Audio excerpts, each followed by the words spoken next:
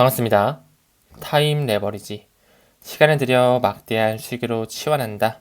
새로운 한 주가 밝았습니다. 이번 주만 또 지나게 되면 1월 달이 끝나게 되죠. 또 이번 주 1월 말에는 FOMC 회의도 있는 거 잘 알고 계시죠? 또 파월 의장이 나와서 어떤 이야기를 하는지 한번 또 천천히 지켜봐야 되겠네요. 오늘도 월요일이지만 힘차게 하루 시작하셨으면 좋겠습니다. 천천히 좀 시작해 볼게요. 여러분, 연착륙이라는 것 잘 알고 계시죠? 경제가 완만하게 천천히 수축되는 것을 연착륙이라고 하는 거잖아요. 많은 정부와 중앙은행이 적절한 재정정책과 통화정책 등을 통해서 수축기에 경제를 연착륙시키는 것을 굉장히 중요한 과제로 생각하면서 경기가 안정화되기 위해 노력을 하고 있죠. 연착륙의 반대말은 이 경착륙, 하드 랜딩입니다. 과연 소프트 랜딩이 올해 일어날까요? 하드 랜딩이 일어날까요? 여러분들의 생각은 어떠신지. 한 기사에서는 이렇게 이야기하네요. 미국 연착륙 기조가 유효하다. 우리는 급하지 않아. 물가도 천천히 잘 잡히면서 오르고 있기 때문에 금리 또한 급하지 않게 내려도 돼. 연준 피벗 급하지 않다라고 이야기를 하네요. 하지만 우리는 올해 있을 미국의 그 연착륙이 아닌 경착륙, 급격한 경기의 몰락 시그널이 여러 가지가 있다는 걸 잘 알고 계시죠? 어제 영상에도 언급드렸던 이 BTFP, 연준에서 돈을 더 찍어내면서 파산은행을 도와줬던 정책이었죠. 그뿐만 아니라 RRP 고갈 또한 굉장히 큰 리스크로 받아들일 필요가 있습니다. 이 RRP 같은 경우는 중앙은행이 국채 등의 그런 환매 조건부 채권이죠. RP를 매각하면서 시장 유동성을 흡수하는 것을 이야기하는데요. 이 RRP의 잔액이 감소되면 역시나 금융시장에 유동성 부족 문제가 발생할 수 있다는 부분. 아서해지는 또 이렇게 이야기했죠. BTFP뿐만 아니라 이 RRP의 잔액이 바닥이 보이면서 향후 달러 유동성을 조절할 다른 수단을 확보하지 못한다면 이 가상자산 시장에도 굉장히 악영향을 미칠 것을 예언했다라는 부분. 그렇기 때문에 우리는 이런 기사만 보고 역시 미국은 강하구나라고 생각하기보다는 정말 이제 이 BTFP 은행정기 자금 조달 프로그램이 얼마 남지 않았다라는 부분, 3월 11월에 연장 없이 만료될 예정인 거 잘 알고 계시죠? 그 부분에 있어서 은행이 전통 금융권이 파산된다면 일단은 비트코인 쪽으로, 암호화폐 쪽으로 돈이 쏠릴 수 있다라고 말씀을 드렸습니다. 하지만 이 또한 얼마 가지 못해서 급격하게 하락이 나올 수 있는 그런 가능성 또한 열어놔야 된다라고 말씀을 드렸죠. 왜 그럴까요? 이제 정말 그 실물 경제가 받쳐주지 못하는 시기, 경기 침체가 올 확률이 굉장히 높기 때문에 일시적인 현상으로서 미국의 은행권들이 파산해서 암호자산 쪽으로 유동성이 불어닥칠 수는 있겠지만 그 또한 오래가진 못할 것이다라는 것이 제 개인적인 생각입니다. 그렇다고 해서 반드시 그 BTFP가 만료되는 3월 중순부터 해서 암호화폐 시장이 무조건적으로 오를 것이다? 이것 또한 당연히 아니겠죠. 그들은 계속 시기를 왔다 갔다 세상을 주무르니까요. 역시나 아서해지도 이런 얘기를 하네요. 이 RRP의 고갈이 예상보다 점진적으로 이루어질 가능성 또한 있다. 그러면서 유동성이 유지될 수 있고 BTFP가 연장될 가능성 또한 있다라고 덧붙이고 있네요.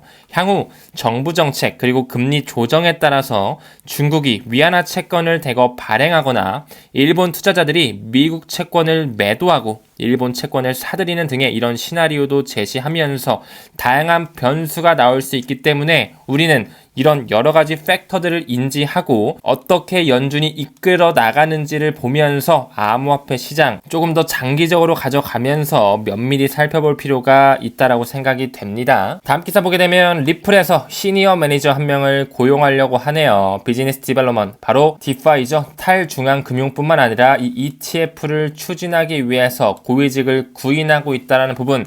역시나 그들은 이더리움, 비트코인뿐만 아니라 XRP에 대한 그런 익스체인지 트레이딩 펀드도 이미 설계를 해놨지 않았을까라는 그런 생각이 듭니다. 그렇지 않고서야 XRP의 ETF가 과거 피델리티의 티커로서 보였던 부분, 그뿐만 아니라 최근에 이니셔티브를 관리하기 위해 이 수석 관리자를 고용했다라는 부분에 있어서 리플 또한 XRP 또한 반드시 ETF 상장이 될 것이라는 부분 천천히 기다려보고 싶네요. 리플사는 또 이렇게 이야기했죠. 2024년 올해를 통으로 봤을 때 암호화폐 시장 전망을 봤을 때 전통 금융권 채택 늘어날 수밖에 없겠죠. 여러분들도 올해가 굉장히 좀 기대가 되지 않으신가요?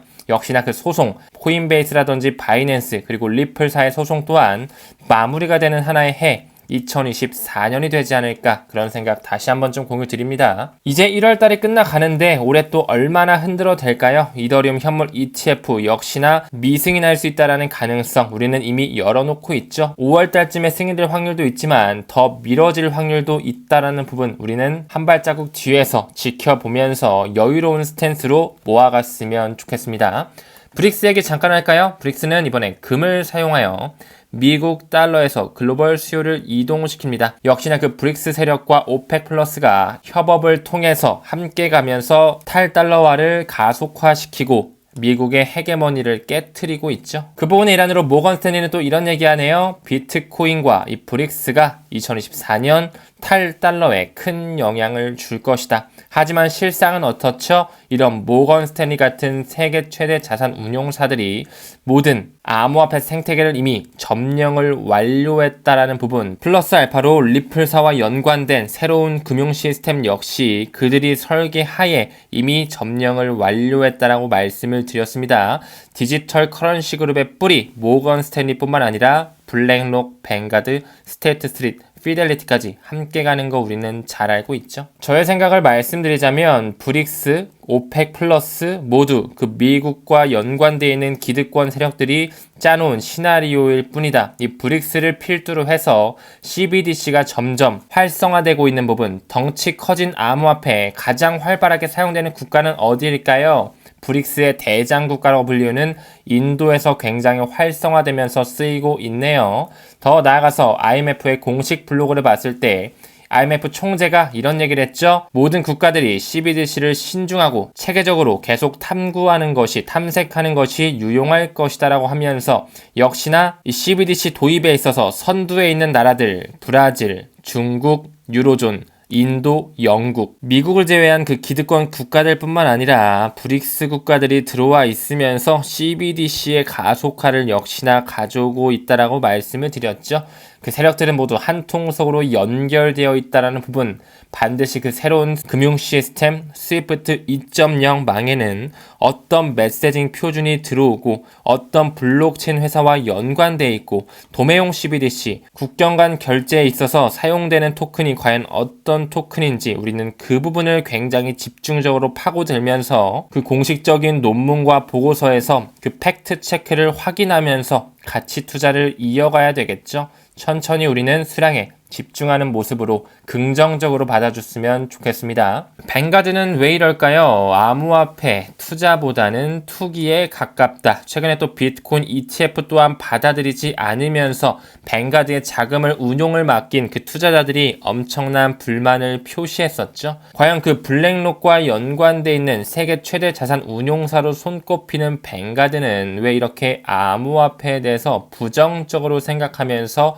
비트코인 현물 ETF 또한 활용하지 않는지. 하지만 뱅가드를 제외한 모든 자산 운용사들은 비트코인 ETF를 통해서 새로운 자금이 유입되는 걸 이미 실감하고 있죠. 이들이 결성한 이 디지털 커런시 그룹이 왜 리플에 직접적으로 투자했는지를 다시 한번 생각해 보면서 그들의 의도는 과연 어디까지 뻗쳐질 것인가, 다음 화폐의 미래까지 뻗쳐질 수 있지 않을까라는 생각 또한 같이 한번 공유드리고 싶네요.